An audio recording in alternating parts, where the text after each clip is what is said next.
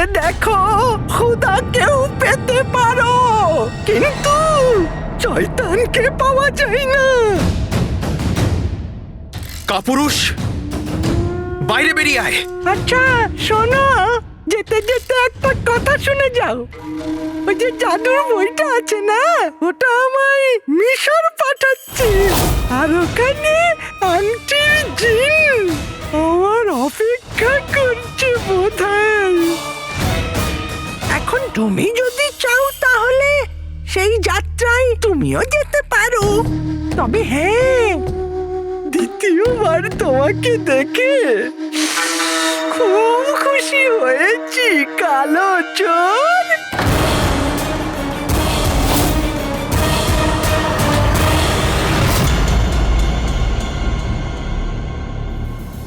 আবারও কাপুরুষের মতন পালিয়ে গেল।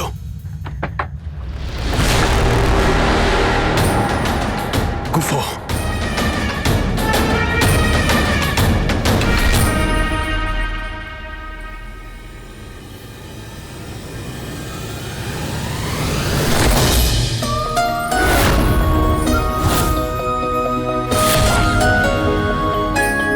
তুমি এখানে কি করছো? আমিও তো তোমাকে এটাই জিজ্ঞেস করতে পারি। আমার কাছে উত্তর দেওয়ার সময় নেই এখন।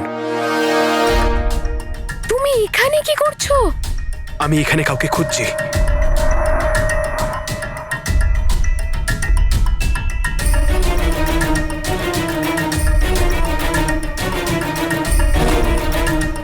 তুমি এখানে কাকে খুঁজছো?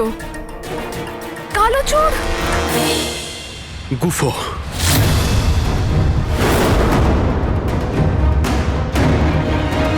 আমার সন্দেহ তাহলে ঠিকই। কিন্তু তুমি এখানে কি করে এলে? সেভাবেই যেভাবে তুমি এখানে পৌঁছেছো। আমি তোমার সাথে দেখা করতে তোমার বাড়ি যাচ্ছিলাম, আর রাস্তায় এই মিশর যাত্রার কাগজটা পেলাম, আর এখানে বানানো চিহ্নের মানে বের করে আমি এখানে পৌঁছলাম। আমি গুফোকে ধরবার এত কাছে ছিলাম, কিন্তু ও পালিয়ে গেল। কিন্তু সবসময় ওর ভাগ্য ওর সঙ্গ দেবে না। আমি মীর কাকার প্রতিটা রক্তের ফোঁটার দিব্যি খেয়ে বলছি, এর পরের বার ওকে ছাড়বো না। পরের বার? এইটা, ওর নজর মিশরের যাত্রার উপরে। ও মিশরে নিশ্চয়ই যাবে। কিন্তু গুফোর মিশর যাত্রার সঙ্গে কি সম্পর্ক?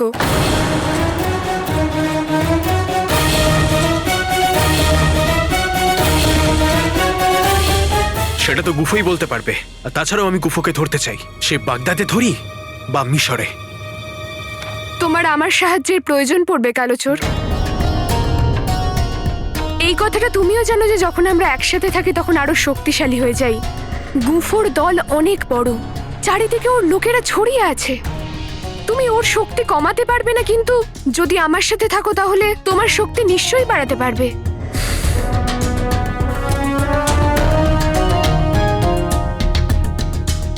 যদি আমরা একসাথে থাকি তাহলে আমাদের সমস্যা সহজ হয়ে যাবে, আর গুফোর সমস্যা আরো বেড়ে যাবে। আর আমরা প্রাসাদে কাজ করি, তাই এই যাত্রায় যোগদান করতে আমাদের কোনো সমস্যা হবে না। তুমি কি ভাবছো, কালো চোর?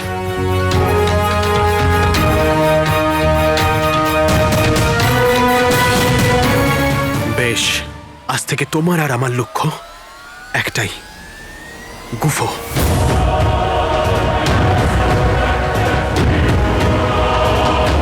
আমাদের লক্ষ্য এক, কারণ আমাদের উদ্দেশ্য সৎ।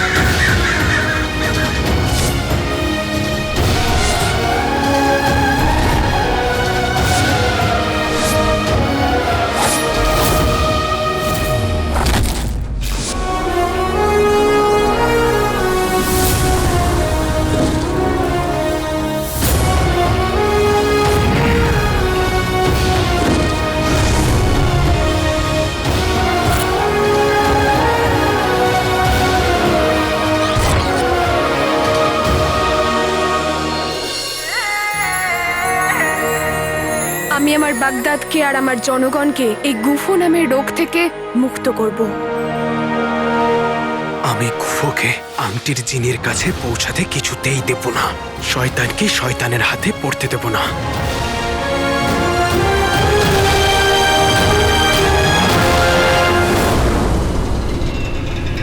এবার আমি ওই শয়তানটাকে নিজের কাবুতে করবই একবার। বাস এবার এই আঙ্গুলগুলোর একটাই আংটি দরকার। এদের মধ্যে সব থেকে শক্তিশালী জিনের বাড়ি আংটি। আর ওই কালো চোর মিশর আসবে নিশ্চয়ই। কাল মিশরের উদ্দেশ্যে বেরোনো যাত্রীরা মিশর পৌঁছবে, আর ওই কালো চোর আর নির্দোষ জনগণ জ্যারালের আগুনে ঝলসে যাবে।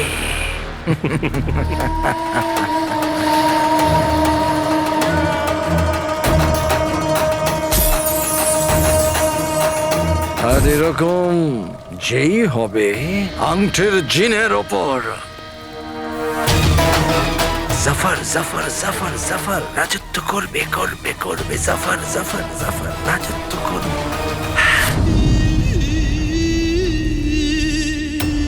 বুলবুল কাকা, আমি আমার শত্রুর পরিকল্পনা ভেস্তে দিতে মিশরে যাচ্ছি। সেই জন্যই তো আমি তোমার কাছে এসেছি। আমার কাছে তো দুটো জিনিসই আছে যা আমার সঙ্গ দেয়, আমার মায়ের আশীর্বাদ আর তোমার আবিষ্কার। কাকা, আমাকে একটা এমন তীর দাও যেটা সোজা লক্ষ্য ভেদ করবে। বাবু, তোকে আমি আমার হৃদয়ের সব ভালোবাসা দেব। তোকে আমি তীর নয় ঝড় দেব। যদি তুই গাছ হোস তোকে আমি জল দেব। আর হ্যাঁ, তুই কবি হলে তোকে বাহবা দেব। আর যখন যাত্রায় যাবি তোকে আমি আমার নতুন আবিষ্কার দেব।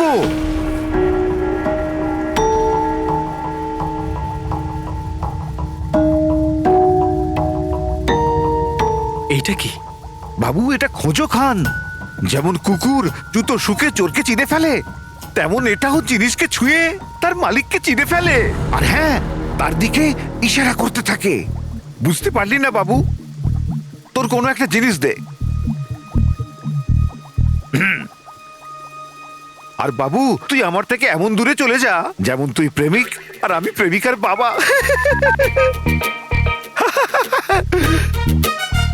এবার বাবু, এই খোঁজো খান তোর জিনিস দিয়ে তোকে এখনই চিনে ফেলবে আর তোর দিকে ইশারা করবে। আর যত আমি তোর কাছে যাব এর কাঁটা সঠিক উত্তর দেওয়া শুরু করবে। আর এই খোঁজো খান যখন তোর একদম কাছে চলে আসবে তখন সে এইভাবে কাঁপতে লাগবে।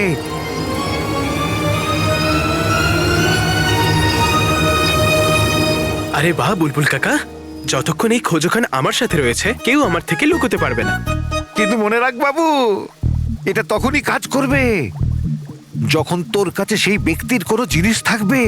না হলে তুই এমনি এমনি হাওয়াতে তীর চালাবি। কিন্তু আমার কাছে তো সেই রকম কোনো জিনিস নেই। কিন্তু বাবু, তোর কাছে তোর মায়ের আশীর্বাদ আর তোর বুলবুল কাকার আবিষ্কার আছে না। যা, আল্লাহ যখন সহায় হরিণ তখন বাঘ খায়।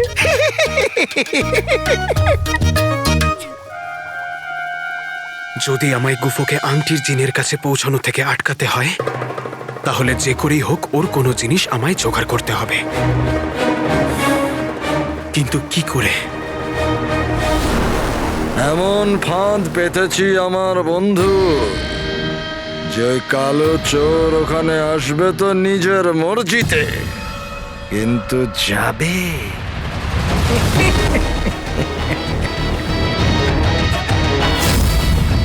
আমিও এ যাত্রায় তোমার সঙ্গে যাব জাফর। যতক্ষণ না আমি কালো চোরকে শাস্তি দিচ্ছি আমি শান্তি পাবো না। ও আমার ভাই মীরকে মেরেছে। আমি তোমার ব্যথাটা বুঝি ওমর, কিন্তু এটা সম্ভব হবে না। ওখানে বাদশাহ সেনা থাকবে, আর কেউ যদি তোমায় চিনে ফেলে তো আমি কালো চোরকে শাস্তি দেব। ওমর, আমাদের রাস্তা আলাদা হতে পারে কিন্তু লক্ষ্য একটাই, আর এতে জয় শুধু তোমার বা আমার নয়, আমাদের হবে। নিশ্চয়ই।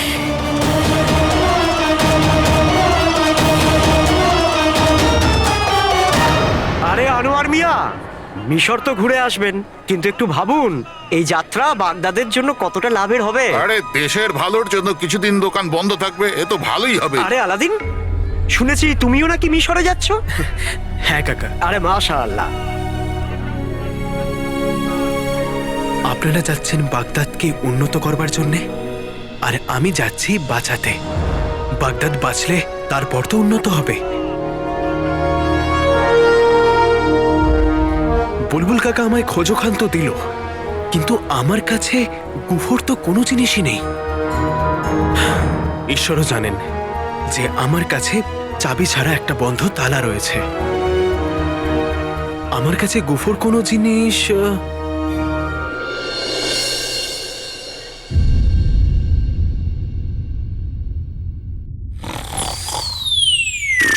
জিনু উঠে পড়ে, এবার কত ঘুমোবি? দুপুর থেকে রাত হয়ে গেল। ওঠ জিনু।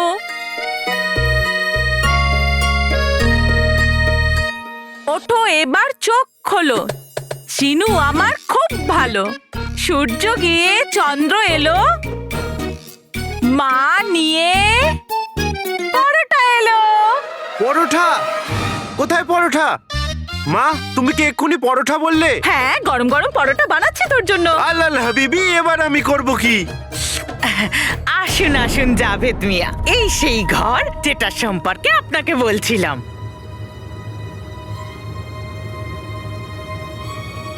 বৌদি, ইনি কে? ইনি কে? আরে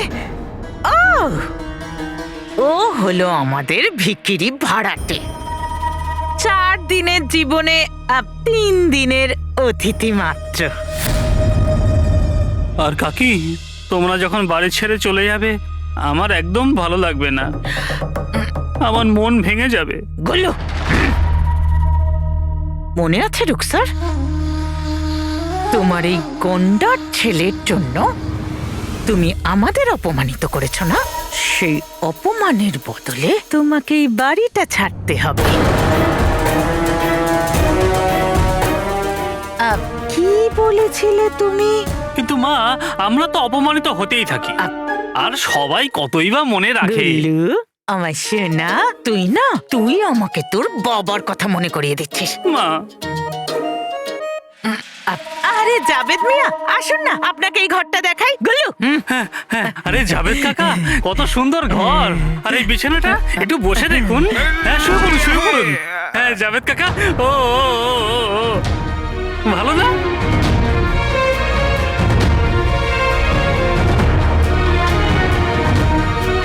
এদেরকে আমি এক্ষুনি মজা দেখাচ্ছি, কিন্তু তার আগে মাকে বাইরে পাঠাতে হবে। মা, তুমি পরোটা বসিয়েছো না? ওগুলো পুড়ে যাবে, যাও। কিন্তু জিনু, এরা। হ্যাঁ মা, কোনো ব্যাপার না, আমি আছি তো, যাও, তুমি নিশ্চিন্তে যাও। আর যদি মশা কামড়ায় না, তাহলে এটাকে আপনি বন্ধ করতে পারেন। কি গুল্লু মিয়া, কি আরে এসব কি হচ্ছে? কি করছো এসব? ক্ষমা করবেন। আরে কাকা, এটা না শোয়ার ঘর, এত বড় যে এর মতো 10টা হাতিও এখানে শুতে পারবে। দেখুন, আপনি অন্য কোথাও গিয়ে বাড়ি খুঁজুন, এটা আমাদের বাড়ি, আমরা কোথাও যাচ্ছি না। আরে জাভেদ মিয়া, আসুন, উঠুন। ওই গন্ডারের কথায় মন দেবেন না, ও তো সারাক্ষণই উল্টো পাল্টা বকতেই থাকে। 3 দিনে ও কেন, উপরালা আসলেও কিছু করতে পারবে না। আপনি ওদিকে যান, ওই জানলার কাছে দাঁড়িয়ে হাওয়া খান। দেখুন কি সুন্দর। আকা আলাদিন নাম তো শুনেছো নিশ্চয়ই, এখনই বাইরে গেছে। এবার এই গাদাগুলোকে আমাকেই সামলাতে হবে। এদের হাওয়া এবার আমিই বার করছি।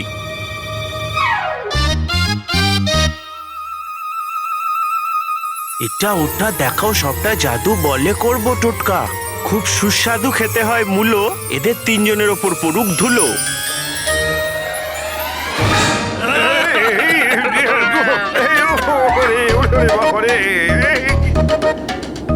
কেমন সুন্দর, এ তো ধুলোয় ধুলো। ধুলো ধুলো না তো, মাটি। এটা আমার বাগদাদের মাটি। একে ভয় পেও না, একে ভালোবাসো।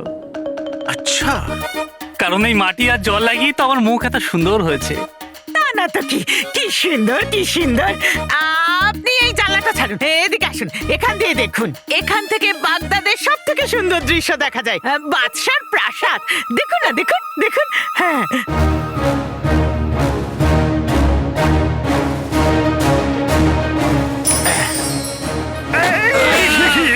এ কি মাথায় ভেঙে পড়লো? এসব কি হচ্ছে ভাই? জাভেদ কাকা দৃশ্য ছাড়ুন, এদিকে আসুন। সিন্দুক দেখুন, এই দেখুন, এই দেখুন সিন্দুক দেখুন, এই সুন্দর সিন্দুকটাকে দেখুন। এই বাড়ির সাথে সিন্দুক বিনামূল্যে। বিনামূল্যে? বিনামূল্যে। বিনামূল্যে? বিনামূল্যে। আচ্ছা, আমার মা আর আমার ভাইয়ের সিন্ধুক তুমি বিনামূল্যে দিয়ে দেবে?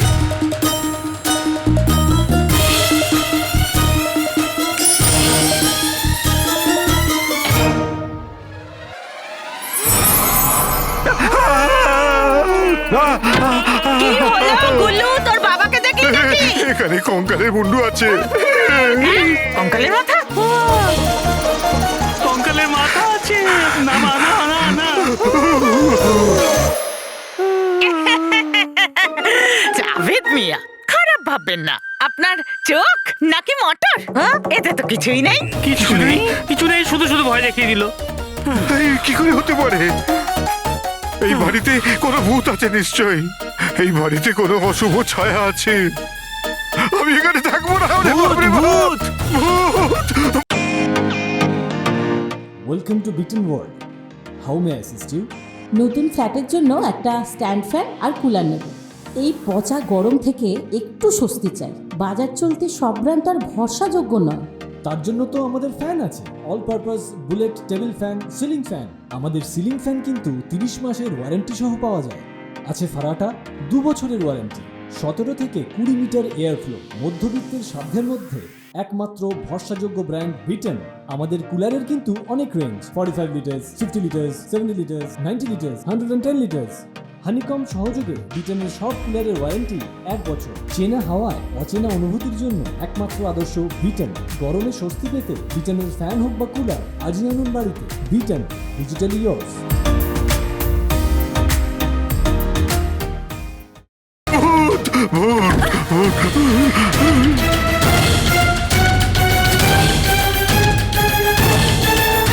কি হলো? ও ওরম করে পালিয়ে গেল কেন? কাকি, এগুলো সব শেখ জিনুর কাজ। বলো রুকসার, সত্যি করে বলো, তুমি আমার ভাড়াটাকে কেন তাড়ালে?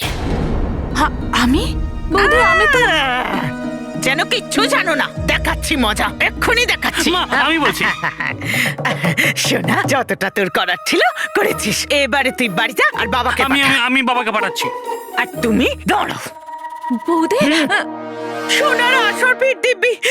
দেখো দেখো তোমরা, দেখো এই বাড়িতে অশুভ ছায়া আছে, সেটা জানতাম। অশুভ ছায়া আছে বলে এই বাড়িতে এরকম অশুভ ঘটনা ঘটে। এই যে রুকসার করে কালো জাদু।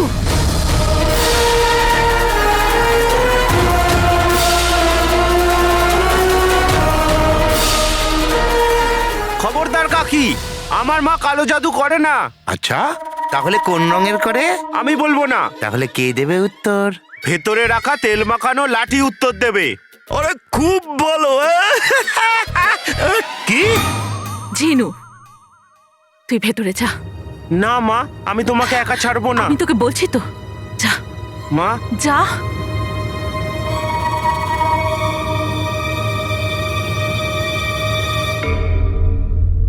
এই বাড়িতে না কোনো অশুভের ছায়া আছে, আর না কেউ এখানে কোনো রকম জাদু করে থাকে।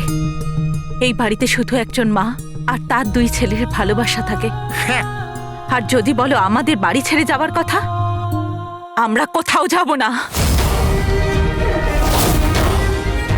আমার ছেলে এটা প্রমাণ করবে যে তার বাবা বিশ্বাসঘাতক ছিল না। আর আমরা এখানে মাথা উঁচু করে এই বাড়িতেই থাকবো।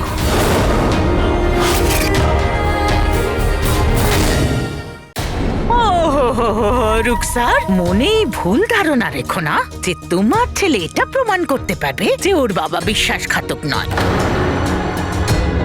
খুব তাড়াতাড়ি তুমি আর তোমার ছেলে বাগদাদের গলিতে ভিক্ষে করে বেড়াবে।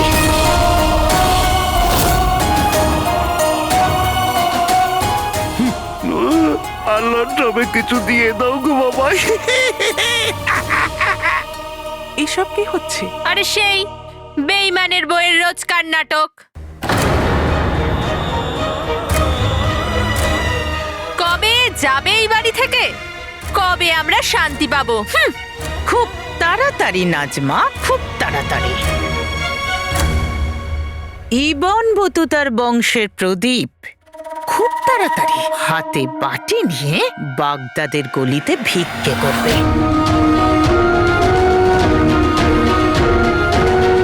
সোনার আশরফি দিব্যি।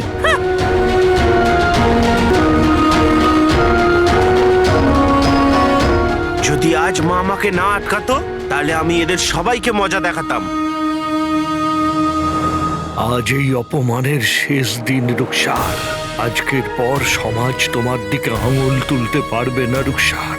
এটা তোমার স্বামী তোমাকে কথা দিচ্ছে।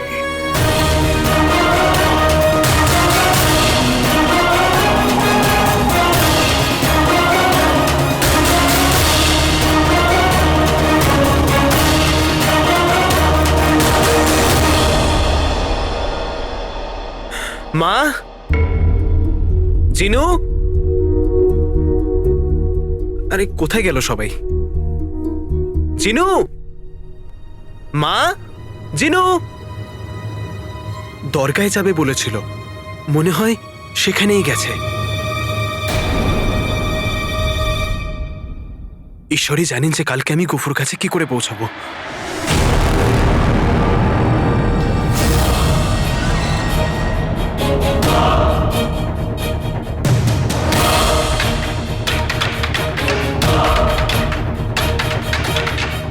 এইটা কি? আর এটা আমার কাছে কি করে এলো?